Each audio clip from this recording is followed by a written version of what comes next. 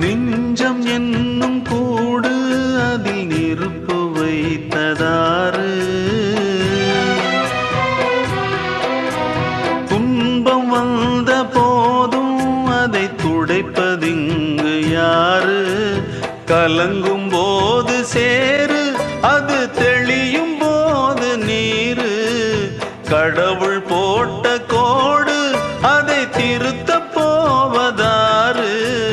வெந்த புண்ணும் ஆறிடுமா? வேதனை தான் தீர்ந்திடுமா?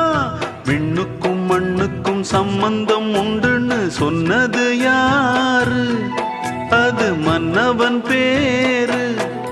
அந்த வானத்தை போல மனம் படைச்ச மன்னவனே, பனி துளிய போல குணம் படைச்ச தென்னவனே.